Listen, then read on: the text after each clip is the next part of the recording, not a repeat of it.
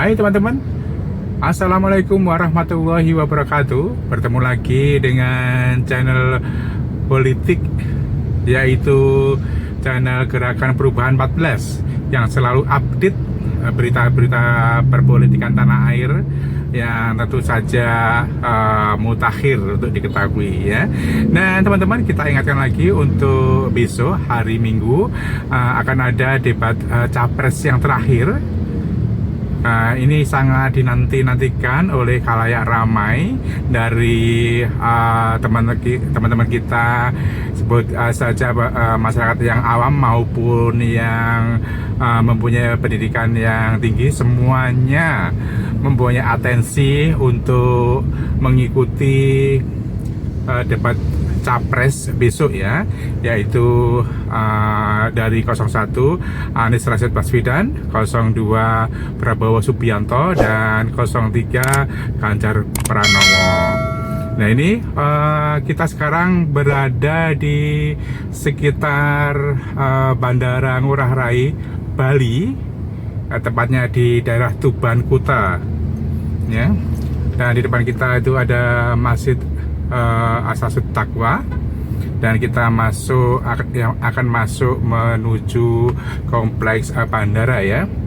Dan masih sama dengan kemarin, situasi untuk pariwisata di Bali untuk saat ini selepas dari perayaan tahun baru sekarang terlihat lengang dan sepi, karena memang ini bukan hari libur, jadi memang hari efektif di mana untuk masyarakat ataupun tamu domestik dan tamu luar negeri mungkin sekarang lagi sibuk kerja, bukan pada hari libur. Nah teman-teman, kita mulai untuk pembicaraan masalah politik.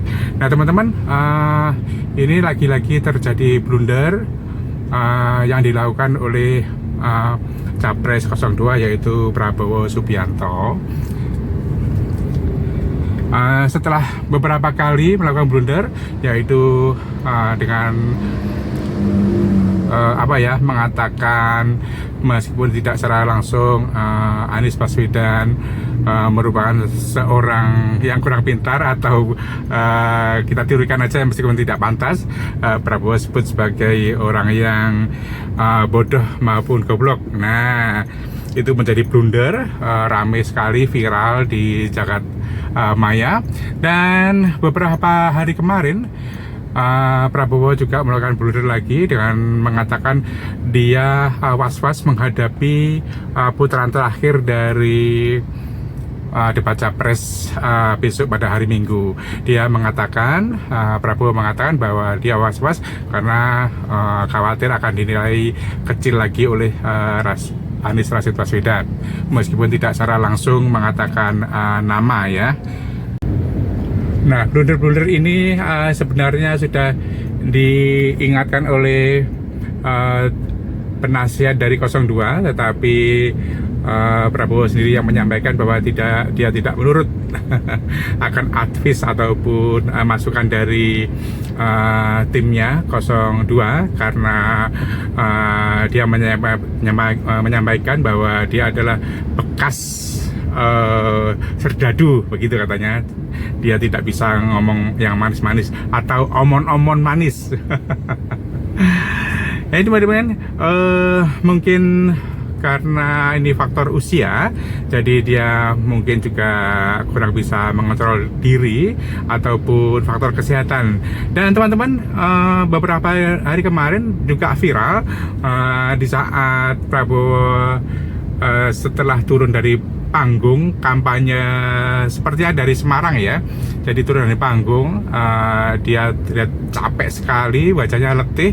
Begitu disalami dengan pendukungnya, dia terlihat sorot matanya tidak fokus, kayaknya sangat kecapean. Nah juga terdengar rumor bahwa Prabowo sakit juga ya, karena memang fisiknya terlihat terkuras habis setelah melakukan berbagai macam tur dari berbagai macam daerah.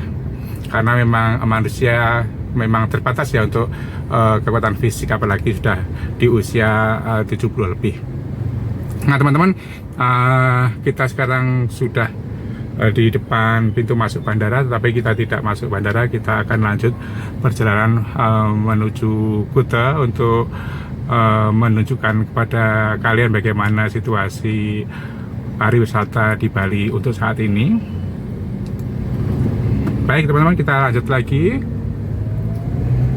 Dan kemarin sangat ramai juga dari kalangan sivitas akademika, dimulai dari sikap politik dari Universitas Gadjah Mada, yaitu salah satu universitas yang tertua dan terbesar di Indonesia, lalu disusul oleh perguruan tinggi yang lain, dan terakhir kemarin dari Universitas Indonesia. Jadi hampir semua menyampaikan suara yang sama, menyampaikan keprihatinan terhadap langkah politik Jokowi yang memang sangat jauh cawe-cawenya untuk intervensi untuk perhelatan demokrasi ataupun perhelatan Pilpres tahun 2024, di mana anak Jokowi atau Gibran yang sekarang masih menjabat wali kota Solo menjadi cawapres dari Prabowo Subianto. Jadi memang ada keterikatan emosional bahwa seorang bapak itu memang akan mendukung langkah politik dari anaknya, dan ini yang sangat disorot oleh banyak kalangan, entah itu kalangan awam maupun kalangan akademisi. Dan yang terpanas kemarin disampaikan oleh Rektor Universitas Muhammadiyah Jakarta. Dia menyampaikan bahwa Jokowi adalah aktor utama perusak demokrasi Indonesia. Ya, jadi kalian bisa mengikuti di salah satu podcast yang kemarin bersama Ubaidillah Badrun. Itu sangat ramai karena memang ucapannya to the point, sangat pedas. Ya, tapi apakah berbagai macam pernyataan politik dari berbagai macam kalangan kampus dan tokoh-tokoh nasional itu akan mempengaruhi sikap Jokowi? Sepertinya tidak ya, karena terus saja Jokowi meskipun sebagai seorang kepala negara, tetapi dia melakukan gerakan masif, yaitu dengan menyebar atau menyampaikan bansos yang seharusnya tidak dilakukan, karena memang dia sebenarnya sudah punya menteri, ya menteri sosial yang dari Partai Demokrasi Perjuangan Indonesia, yaitu Menteri Risma.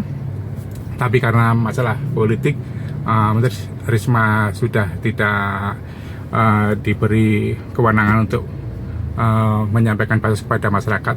Hal ini diambil alih sendiri oleh Jokowi, yang tentu saja kita bisa menebak bahwa ini untuk menarik suara masyarakat supaya beralih dukungan ke 02, di mana anaknya sebagai cawapres dari Prabowo bertempat di 02. Nah teman-teman, jadi inilah masalah yang terjadi hari-hari ini. Semakin panas dan semakin terang-terangan pemerintah yang dikomandani oleh Jokowi ini melakukan berbagai macam manuver yang tentu saja juga didukung oleh beberapa perangkat.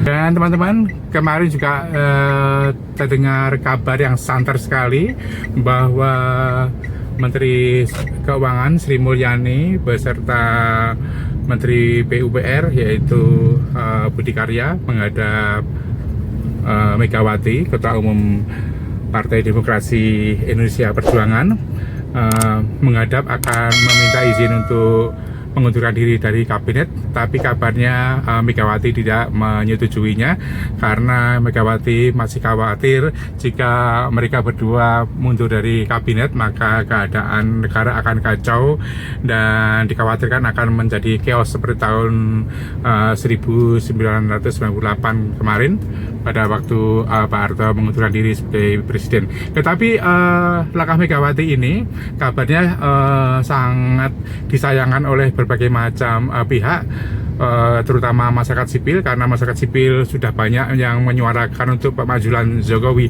dan pemajulan Jokowi ini pastinya secara legal harusnya dilakukan oleh DPR ya, tapi DPR masih belum bergerak. Oleh karenanya salah satu cara untuk memajukan Jokowi adalah beberapa menteri yang terkait atau yang penting banget mereka mundur. Tetapi sebenarnya ini kabarnya kemarin itu sudah diawali oleh Menteri Sri Mulyani, tetapi tidak disiarkan oleh Megawati. Dan beberapa hari sebelumnya Menteri Polhukam yaitu Mahfud MD sudah mengundurkan diri secara resmi, dan kabar-kabarnya, isu-isunya posisi Menko Polhukam ini akan diberikan kepada AHY atau Agus Harimurti Yudhoyono yang bergabung belakangan dari Partai Demokrat. Tapi ini masih isu liar, apakah benar isunya tersebut. Dan teman-teman, kembali lagi bahwa kita sampaikan besok jangan lupa untuk menyimak ya, silahkan memperbandingkan dari ketiga capres besok yang akan debat. Dan sudah kita ketahui 2 kali debat capres Prabowo melakukan blunder-blunder terus, dan secara kualitas nilai dari debat masih dipegang oleh Anies Rashid Baswedan. Nah teman-teman, demikian kabar dari channel Gerakan Perubahan 14 yang selalu update berita-berita peta perpolitikan atau keadaan perpolitikan tanah air. Baik, terima kasih teman-teman, sampai jumpa besok hari Minggu. Assalamualaikum warahmatullahi wabarakatuh.